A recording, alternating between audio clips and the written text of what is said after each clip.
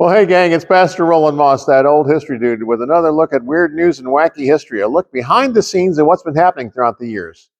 We live in a high tech society, whether we like it or not. So join me today as we take a look at tweaking the technology.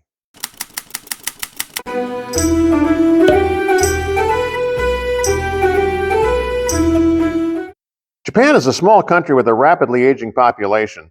There simply isn't enough real estate left to contain all the traditional cemeteries with their large ornate gravestones, even though an increasing number of families cremate the bodies of the dead and store them inside the family's existing grave sites. High-tech cemeteries to the rescue. The Kuokokoji Temple in downtown Tokyo has a large statue of Buddha outside the doorway. Beyond are 2,045 small Buddha statuettes glowing in different LED-lighted shades, with individual cremains housed behind each one. Swiping a personal ID smart card gives a grieving family access to the facility. Another swipe of the card and the small figure representing your departed loved one will change color so that you can pick it out of the giant wall of figurines and pay your respects. This was the first facility of its kind when it was built in 2006, but it appears to be the wave of the future as more and more Japanese, especially singles and couples with no children, make electronic funeral plans. These high-tech memorial gardens, called columbaria, are expected to soon feature three-dimensional holographic projections of the dead linked to pre-recorded comments from the deceased. Dying sure isn't what it used to be. Sometimes the best high-tech solutions are actually low-tech. Expanding technology leads to increasing problems, and sometimes low-tech animals solve even the highest-tech problems. To ensure that your brand-new automobile gets a pristine paint job, car makers use robots, the latest paint technology, and ostrich feathers. Running each car through a gigantic duster of ostrich plumes removes even the finest impurities. Thousands die annually worldwide by stepping on forgotten landmines. Removing them has been laborious and dangerous until demolition teams started using trained African pouched rats in 1997. Light enough not to trigger the mine, they can smell the explosives below ground. The new particle accelerator in Batavia, Illinois contains 774 powerful magnets to control the beam. But when turned on in 1971, metal fragments and dust from its construction kept sticking to the magnets, keeping the accelerator from working right.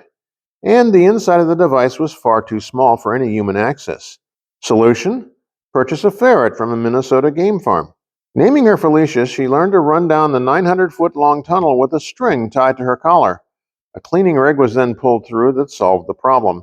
It cost $35 for the ferret, plus a steady supply of chicken, liver, fish heads, and hamburger to keep Felicia happy. On the other hand, sometimes it takes high-tech fixes to correct low-tech problems. Without bees, plant life as we know it on Earth would cease to exist. In fact, 8 different species of bees are on the verge of extinction. In 2008 alone, 60% of total hives were lost.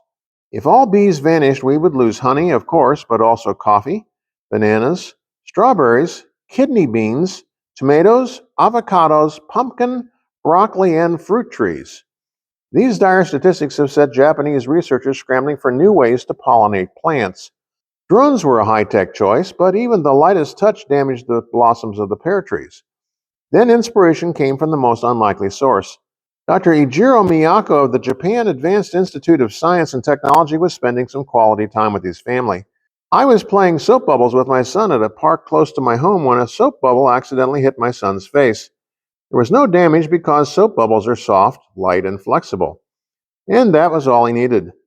Confirming that soap bubbles could support pollen, Dr. Miyako developed what he called chemically functionalized soap bubbles carrying up to 2,000 pollen grains each. Armed with soap bubble guns, Miyako field-tested bubble pollination. The 95% success rate led to the development of bubble-blowing pollination drones. Bubbles to the rescue. And finally, sometimes high-tech happens for the dumbest reasons. Webcams sure were a lifesaver during the COVID-19 crisis, allowing people to interact and even stage FaceTime concerts remotely. In March of 2020, 47.6% of U.S. adults were using FaceTime to connect with others. But where did this amazing technology come from? The brilliant minds of the University of Cambridge, but not for the reason you think. One of the things that is very, very important in computer science research is a regular and dependable flow of caffeine, says coffee hound Dr. Quentin Stafford Fraser. Problem was the coffee pot was in the main lab while researchers worked in other labs on different floors. As so often happened, they would often turn up to get some coffee from the pot only to find that it had all been drunk. What to do, what to do? Instead of getting mad, Fraser and another researcher rigged up a camera to snap a photo of the pot 3 times a minute and then broadcast it through the lab. Problem was everyone drank the coffee, but not everyone was tapped into the internet computer system. Being computer geeks, they simply wrote a bit of script and put the Cambridge Coffee Pot online, the first ever web broadcast. And that's about it for today's episode of Weird News and Wacky History, a look behind the scenes of what's been happening through the years. I'm your host, Pastor Roland Moss, author, historian, and speaker, wishing that all your news may be just a little bit weird.